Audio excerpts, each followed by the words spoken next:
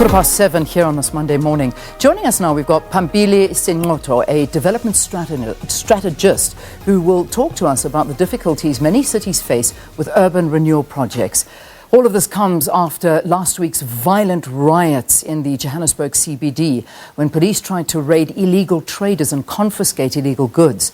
The raid was part of the city's clean-up attempt. The mayor of Johannesburg has in the past said that he has made it his mission since he came into power in 2016 to clean the city up from criminal and other unsavoury elements. And also remember, we have got the mayor, Herman Mashaba, who'll be appearing on the programme a little bit later on, so do stay tuned for that. But right now, let's welcome Pambili and get a good conversation with him about all of this. Good to see you. Thanks so much for joining us. It's a pleasure. Thank you. I'm happy to be here. When we look at a city centre and we look at somewhere like Johannesburg, what are the general difficulties that come alongside urban renewal projects? Okay. Most urban renewal projects, across the world, specifically in our continent, they really predominantly surrounded by issues around how to get people out of those areas that they actually intend to renew or to redevelop.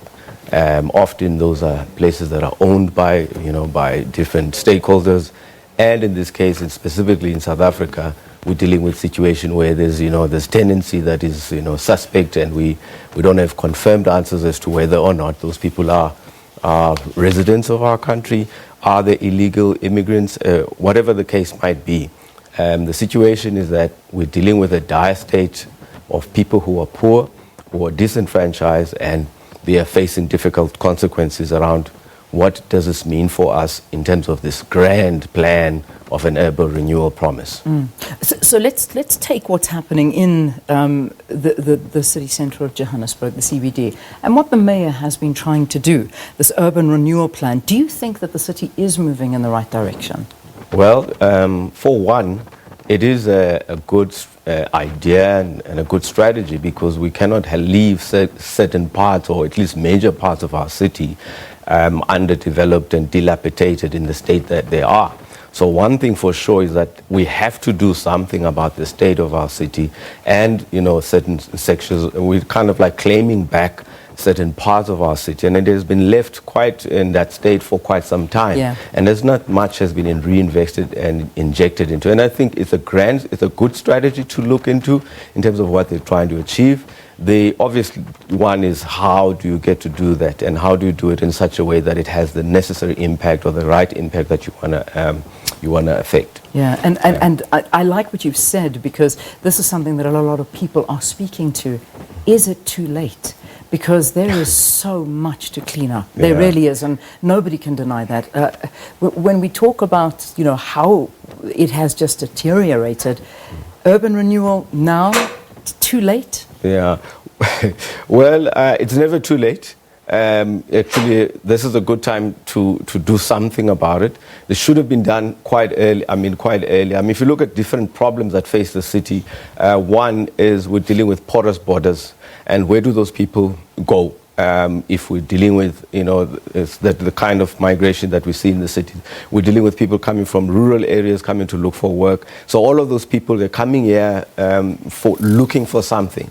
And what is the response of a city when it is faced with the challenges that it looks at? It's not to ignore the problem, say, oh no, I have this idea, let me clean out the people and kick them out of the city. What is the response? You need to come up with a response that is appropriate, that is going to solve the problem. And essentially, your citizens are bigger than just the ordinary checklist that you always tick when you're thinking of things that you can do. I think the idea that the city is trying to renew the city of Johannesburg with a clearer focus in terms of what we can achieve in the next 20 years, for example, is a good way. It's a grand idea that the previous government almost struggled to get it right. And I think even today, we must ask the right questions.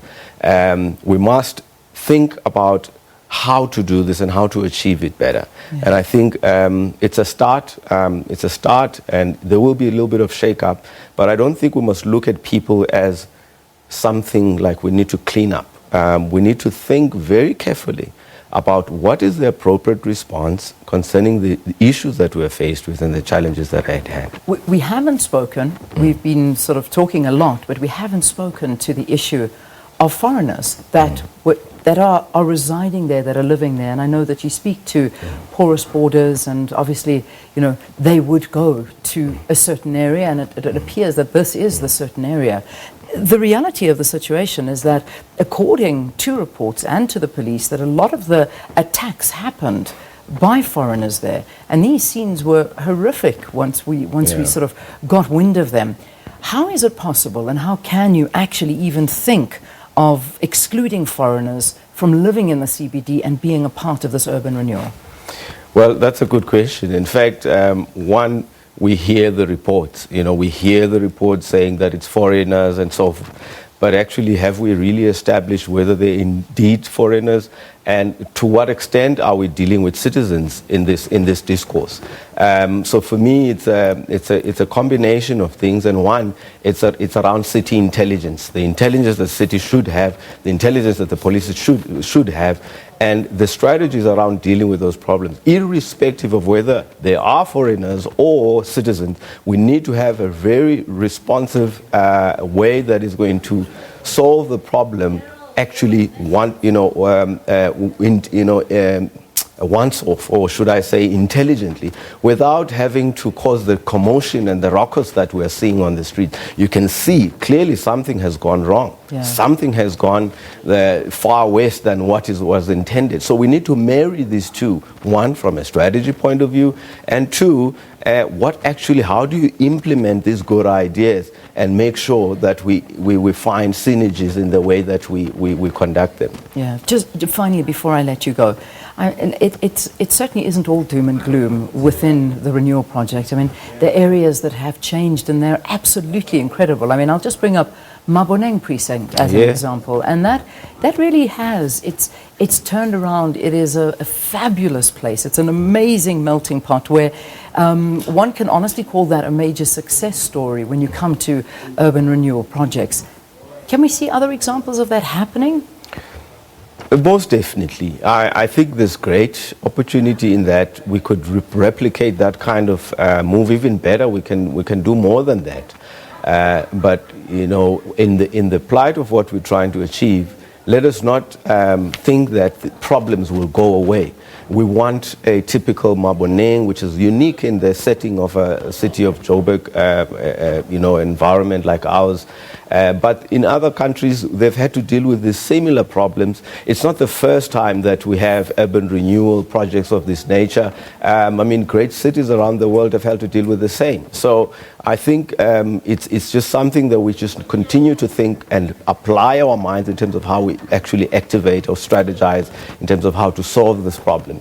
It's not a matter of just passing the buck or just let it pass and then we think or people will shift to the left or shift to the right. What will happen to the people that we're shifting from that specific environment? What will happen to them? And I think if you can provide those answers, I'm happy to engage. Let's leave it there for now. Yeah. Thank you very, very much for sharing your views on the issues of urban renewal projects in South Africa.